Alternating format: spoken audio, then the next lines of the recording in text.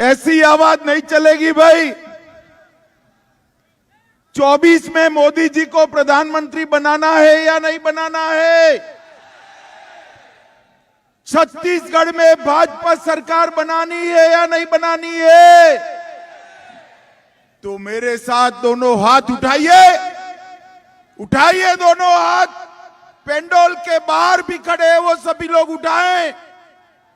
विजय के संकल्प की मुट्ठी बीचिए और प्रचंड आवाज से बोलिए, भारत माता की, भारत माता की। ये सारे टीवी वाले सेट कर कर बैठ जाओ भैया नीचे।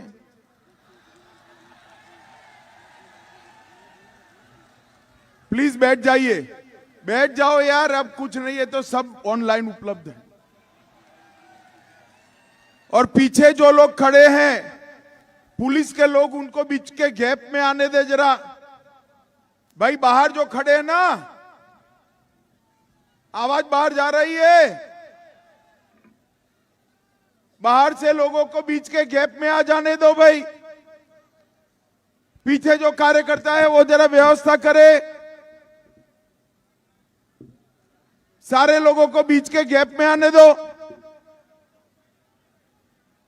अरे ये नहीं भाई, बीच में जो गैप है ना, आने दो। पुलिस वाले आने दो भाई, उसको आने दो जरा। कार्यकर्ताओं को, जनता को आने दो बीच में।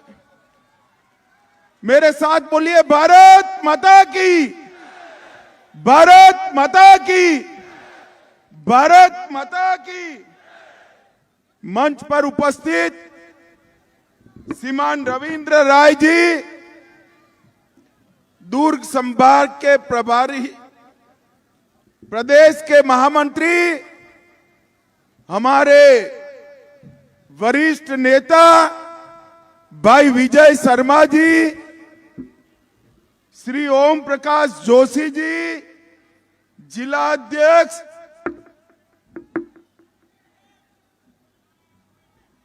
श्री लखन साहू जी, जिला के प्रभारी, और आज जिनको जिताने के लिए मैं यहां आया हूं, ऐसे हमारे लोकप्रिय प्रत्याशी श्रीमान ईश्वर साहू जी। ईश्वर जी खड़े हो, यहां आ जाओ। ईश्वर जी, जोर से ताली बजाइए ईश्वर जी के लिए। भाई और बहनों, आज जब मैं साजा में आया हूं तब सबसे पहले मां बिमलेश्वरी को प्रणाम कर कर मेरी बात की शुरुआत करना चाहता हूं। मां खल्लारी, मां चंद्रहासिनी और मां दंतेश्वरी को भी प्रणाम कर कर मेरी बात की शुरुआत करना चाहता हूं। मित्रों, आज भगवान बिरसा मुंडा की जन्म जयंती है और आज नरेंद्र मोदी जी ने बिरसा मुंडा को और समस्त आदिवासी भाइयों बहनों का सम्मान करने के लिए आदिवासी गौरव दिन की शुरुआत की है। आज आदिवासी गौरव दिन है और आज मैं महान स्वतंत्र सेनानी भगवान बिरसा मुंडा को प्रणाम कर कर मेरी बात की शुरुआत करना चाहता हूं। मित्रों, छत्तीसगढ़ में पहले चरण का चुनाव समाप्त हो गया है। पहले चरण में क्या हुआ वो आप सभी को सुनना है क्या? सुनना है? पहले चरण में भूपेश कक्का का सुपड़ा साफ हो गया। पहले चरण के मतदान ने ये तय कर दिया है कि छत्तीसगढ़ में कमल फूल खिलने वाला है, भाजपा सरकार बनने। और मुझे आज किसी पत्रकार ने बताया कि सट्टेबाज भी अब कह रहे हैं कि सट्टाबाजी करने वाली ये सरकार जा रही है, कमल फूल की सरकार आ रही है। मित्रों, आज अंतिम दिन है। अंतिम दिन पर बहुत सारी जगह जाने के लिए डिमांड था, मगर मैंने तय किया था कि अंतिम दिन मैं ईश्वर साहू की विधानसभा में प्रचार करने जाऊंगा। हमारे भाई ईश्वर साहू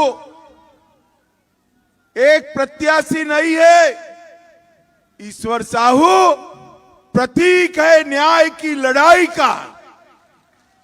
ये छत्तीसगढ़ में भूपेश कक्का की जो सरकार है, बीरनपुर में सांप्रदायिक तत्वों ने भाई ईश्वर साहू के बेटे भुवनेश्वर को लॉन्च कर मार डाला।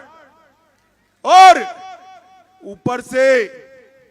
ऊपर से भूपेश कक्का के लोग वहां पर साहू जी को चेक लेकर गए, नौकरी लेकर गए और कहा कि आप न्याय की मांग मत करो। मैं तो धन्यवाद देना चाहता हूं साहू जी को, इतनी गरीबी में भी उन्होंने कहा मुझे तेरा रुपया और नौकरी नहीं चाहिए, मेरे बेटे का न्याय चाहिए।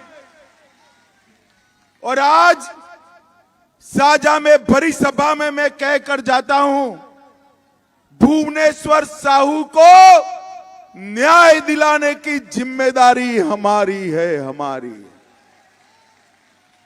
किसी को भी कानून के साथ खिलवाड़ करने की छूट नहीं है। मैं आज भूपेश कक्का को कहने आया हूं कि सांप्रदायिक ताकतों के लिए वोट बैंक की शरण में आप गए हो।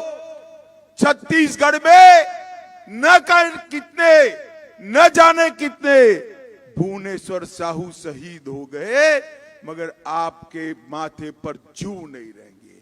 भूपेश कक्का, आपका समय अब समाप्त हो गया है, उल्टी गिनती शुरू हो गई है। मैं बताता हूं, भुवनेश्वर साहू की हत्या करने वाले हर एक व्यक्ति को चुन चुन कर भारतीय जनता पार्टी की सरकार जेल के सलाखों के पीछे डालेगी। माताओं, भाइयों और बहनों, ये भूपेश कक्का के राज में बेमेतरा एक लव जिहाद का केंद्र बना। साहू समाज, लोधी समाज और गोंड समाज की बेटियां इनके निशाने पर है और सरकार कुंभकर्ण की नींद सो रही है। इनको कौन जगा सकता है भाई? एक भूपेश कक्का जो कांग्रेस पार्टी जो कुंभकर्ण की नींद सो रहे हैं, उनको कौन जगा सकता है? अरे भाई, उनको आप ही जगा सकते हो, आपका वोट जगा सकता है। 17 तारीख को उलटफेर कर दो, भूपेश कक्का की सरकार की जगह कमल फूल की सरकार ला दो। मैं आपको वादा करता हूं कि ये जो लव जिहाद चल रही ना, करने की किसी की हिम्मत नहीं होगी। भाइयों और बहनों, ये भूपेश कक्का की सरकार ने दुर्ग संभाग को बर्बाद कर रख दिया है। ये दुर्ग संभाग रमन सिंह सरकार के समय में शिक्षा का केंद्र बना हुआ था। पूरे छत्तीसगढ़ के युवा दुर्ग में शिक्षा के लिए आते थे। ये रमन सिंह सरकार ने शिक्षा का केंद्र बनाया और अपने भूपेश कक्का की सरकार ने शिक्षा के केंद्र को सट्टे का केंद्र बनाने का काम कर दिया। और भाई, सट्टा करना था, तो अपना नाम रख देते, महादेव के नाम को क्यों भाई पसंद किया? महादेव के नाम को क्यों पसंद किया? एक और मोदी जी चंद्रयान को चंद्रमा पर पहुंचता है तो वो स्पॉट का नाम शिव शक्ति स्पॉट रखकर महादेव और शक्ति को प्रणाम करते हैं। और दूसरी ओर ये भूपेश कक्का सट्टे की ऐप का नाम महादेव ऐप रखकर महादेव का अपमान करने का काम करते हैं। मैं आज बताने आया हूं भाई, गलती से भी भूपेश कक्का आ गया ना तो महादेव का नाम आप ले नहीं पाओगे, क्योंकि महादेव का नाम आते ही भूपेश कक्का को डर लगता है कि पुलिस आ जाएगी। छत्तीसगढ़ के युवाओं को सट्टे के धंधे में लगाने का काम कर आपने बहुत बड़ा पाप किया है। मैं फिर से कहता हूं भूपेश कक्का, आपकी उल्टी गिनती शुरू हो गई है। भूपेश कक्का, आपकी उल्टी गिनती, जोर से बोले, आपकी उल्टी गिनती पूरे छत्तीसगढ़ में बेकारी, बेरोजगारी, पीएससी भर्ती में घोटाला, लोग वहां तक त्रस्त हो गए कि निवस्त्र होकर दलित युवाओं ने रायपुर में जुलूस निकालना पड़ा। आजादी के बाद कोई भी राज्य में निवस्त्र युवाओं का जुलूस नहीं निकला, सिर्फ और सिर्फ भूपेश कक्का के शासन में निकला है। भाइयों और बहनों, आप चिंता मत करो, 3 दिसंबर को भाजपा सरकार बनने वाली है और मोदी जी की गारंटी है 1 लाख सरकारी पदों में एक साथ पारदर्शी भर्ती करने का काम ये भारतीय जनता पार्टी की सरकार में। मित्रों, मैं तो श्री राम के नौनिहाल में आया हूं। नैनीहाल है ना भाई? अरे यार बताओ जोर से, है या नहीं है? ये कौशल्या माता का घर है या नहीं है? मुझे बताओ, अयोध्या में राम मंदिर बनना चाहिए या नहीं बनना चाहिए? अरे जोर से बोलो, बनना चाहिए या नहीं बनना चाहिए? ये कांग्रेस पार्टी 70 साल से राम मंदिर को लटका रही थी, अटका रही थी, भटका रही थी। मोदी जी ने इसका भूमि पूजन किया और 22 जनवरी 2024 को रामलल्ला की प्राण प्रतिष्ठा अयोध्या के मंदिर में हो जाए। अरे साजा वालों, ये राहुल बाबा है ना, राहुल बाबा जानते हो ना, इधर कहीं घूमते हैं, आज आसपास में ही घूमते हैं। वो राहुल बाबा 2014 से 19 तक मुझे बहुत परेशान किए भैया। आपको मैं सच बताता हूं साजा वालों, बहुत परेशान किए। मैं पार्टी का अध्यक्ष था, मुझे हर रोज ताना लगाते थे कि मंदिर वहीं बनाएंगे, तिथि नहीं बताएंगे। इसलिए मैं आज साजा वालों के सामने राहुल बाबा को तिथि बताने आया हूं। राहुल बाबा, 22 जनवरी 2024 को मोदी जी इसकी प्राण प्रतिष्ठा करने वाले हैं। साजा वालों, अयोध्या में श्री राम का दर्शन करना है ना? अरे जोर से बोलो, कहना है ना? मेरी माताओं बहनों को अयोध्या में दर्शन करना है ना? खर्चा होगा या नहीं होगा? नहीं होगा। मैं बताता हूं, नहीं होगा। कमल फूल की सरकार बना दो।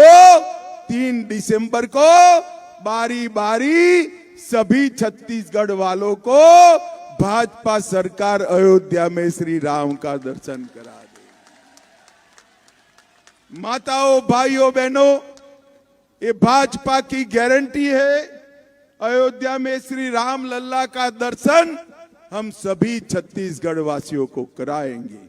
भाइयों और बहनों, ये जो कांग्रेस पार्टी है उसने हमेशा पिछड़ा समाज का अपमान करने का, 70 साल से आजादी मिली, पिछड़ा समाज को संवैधानिक मान्यता नहीं दी।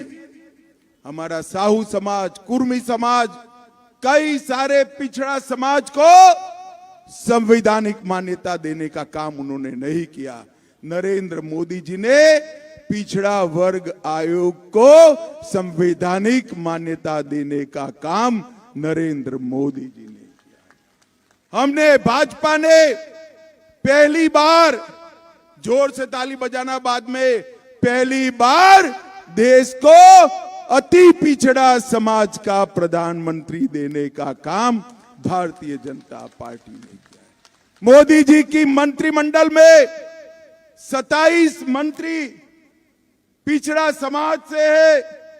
303 सांसदों में करीब करीब 100 सांसद पिछड़ा समाज से है। 1358 विधायकों में 27% विधायक पिछड़ा समाज के हैं। और राहुल बाबा ओबीसी समाज को गाली देने का काम करते हैं। मोदी जी ने नीट के परीक्षा में 27% आरक्षण पिछड़ा समाज को दिया। केंद्रीय स्कूल और सैनिक स्कूलों में 27% आरक्षण पिछड़ा समाज को दिया। और पेट्रोल पंप और गैस एजेंसियों के डिस्ट्रीब्यूशन में भी 27% आरक्षण पिछड़ा समाज को देने का काम नरेंद्र मोदी जी ने किया। आईआईटी के अंदर ओबीसी के छात्रों को 1 लाख रुपया ग्रांट देने का काम भारतीय जनता पार्टी ने किया। मैं आज, इतनी सारी माताएं बहनें आई हैं, मैं उनको बताना चाहता हूं कि आप मुझे बताइए, ये भूपेश कक्का ने शराबबंदी का वादा किया था या नहीं किया था? माताएं बताए, किया था या नहीं किया था? शराबबंदी करी क्या? करी क्या? उल्टा एक्साइज घोटाले में 5000 करोड़ भूपेश कक्का डकार गए। बोलिए, अब ये भूपेश कक्का को वोट देना चाहिए क्या? कांग्रेस पार्टी को वोट देना चाहिए? हमने तय किया है कि छत्तीसगढ़ की हर माता को 500 रुपये में 5 साल तक गैस का सिलेंडर देने का काम भारतीय जनता पार्टी की सरकार। हमने तय किया है कि हर विवाहित महिला को, मेरी बात ध्यान से सुनना, हर विवाहित महिला को हर साल 12,000 रुपया चेक से भारतीय जनता पार्टी की सरकार। सभी लोग, सभी महतारी को मेरा निवेदन है कि भाजपा के कार्यकर्ता फॉर्म भरा रहे हैं, फॉर्म भराकर रजिस्ट्रेशन करा देना। और ये भूपेश कक्का गारंटी देते हैं, हम भी देंगे, हम भी देंगे। अरे भाई, जिनकी खुद की कोई गारंटी नहीं है, उसकी गारंटी का कोई मतलब है? बताओ, है मतलब? और हमारा घोषणा पत्र नरेंद्र मोदी की गारंटी है। हमने जो कहा है वो हम करेंगे, वो भी हम बता रहे हैं। और रेडी टू ईट भोजन की जगह स्व सहायता जूथों को हम मान्यता देंगे और ग्रामीण महिलाओं को रोजगारी देने का काम भारतीय जनता पार्टी करेगी। माताओं, भाइयों और बहनों, ये छत्तीसगढ़ के मुख्यमंत्री प्रीपेड मुख्यमंत्री। प्रीपेड समझ में आता है ना? प्रीपेड कार्ड होता है तो जितना रुपया डालते हो उतना टॉक टाइम होता है। समझ में आए? अगर 500 रुपया डाला तो 500 रुपये की बात कर पाओगे आप। 100 डाला तो 100 की, 50 डाला तो 50। ये भूपेश बघेल भी प्रीपेड मुख्यमंत्री है। जितनी घूस दोगे उतना ही काम करेंगे, वरना नहीं करेंगे। पूरे छत्तीसगढ़ को कांग्रेस पार्टी का कलेक्शन सेंटर एटीएम बनाने का काम ये भूपेश कक्का ने किया। मैं आज बताने आया हूं, छत्तीसगढ़ को कांग्रेस पार्टी का एटीएम बनाया और यहां पर ढेर सारे घपले, घोटाले, भ्रष्टाचार किए। 6,600 करोड़ का पीडीएस घोटाला, 5,000 करोड़ का महादेव ऐप घोटाला, पब्लिक सर्विस कमीशन में घोटाला, डिस्ट्रिक्ट मिनरल फंड का 700 करोड़ का आदिवासियों का पैसा खाने का घोटाला, 267 एससी और एसटी युवाओं की फर्जी भर्ती का घोटाला। और मैंने मेरे जीवन में पूरे देश भर में किसी ने टेलीफोन का घोटाला किया, किसी ने तोप का, बोफोर्स का घोटाला किया, किसी ने हेलीकॉप्टर का, किसी ने गाय के गोबर का घोटाला नहीं किया। बोलिए, आपने सुना था गाय के गोबर का घोटाला? ये भूपेश कक्का ने गोठान घोटाले में गाय के गोबर को भी नहीं छोड़ा, इसमें भी भ्रष्टाचार। हजारों करोड़ रुपया ये भूपेश कक्का खा गए हैं। मैं आज यहां पर आपको कहकर जाता हूं, चिंता मत करो, जो पैसा खा गए हैं उनको उल्टा लटका कर सीधा करने का काम भारतीय जनता पार्टी, गरीब का पाई पाई उनसे वसूलेंगे और गरीब के अकाउंट में, मेरी महतारियों के अकाउंट में डालेंगे, माताओं बहनों के अकाउंट में। माताओं, भाई और बहनों, छत्तीसगढ़ जैसे राज्य में हजारों करोड़ का घोटाला करने वाले इनको माफ नहीं किया जा सकता। हमारी सरकार थी 10 साल तक, रमन सिंह को चावल बाबा के नाम से जानते थे। हमने हर गरीब को खाना खिलाया, हर आदिवासी के चरण में चरण पादुका पहनाई।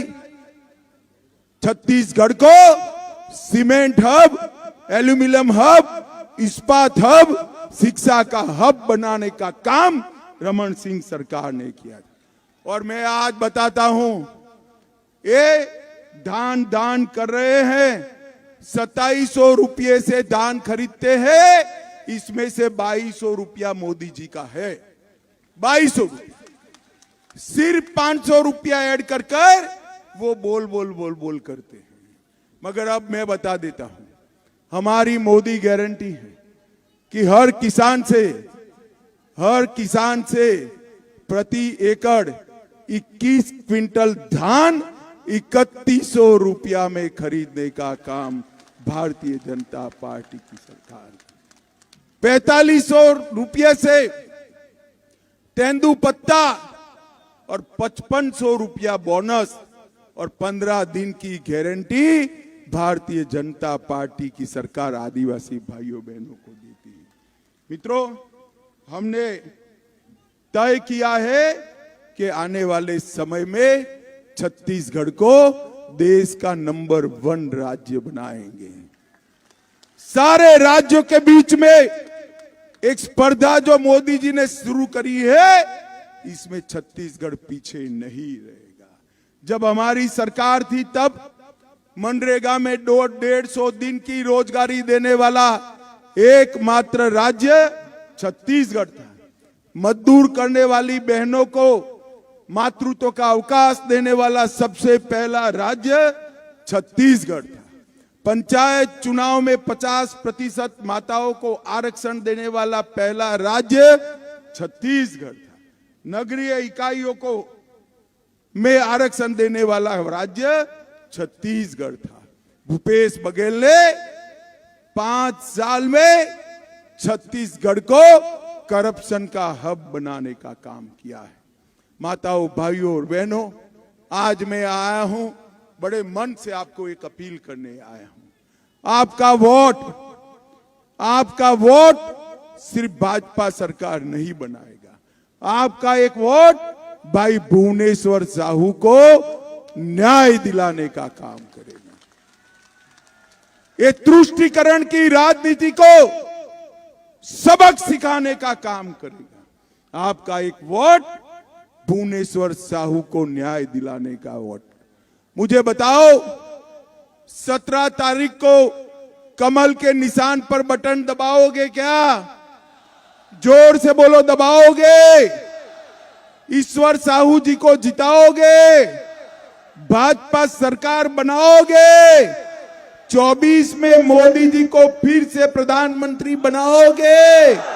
तो मेरे साथ दोनों हाथ उठाइए, उठाइए दोनों हाथ। विजय के संकल्प की मुट्ठी भींचिए और प्रचंड आवाज से बोलिए, भारत माता की, भारत माता की, भारत माता की। वंदे वंदे वंदे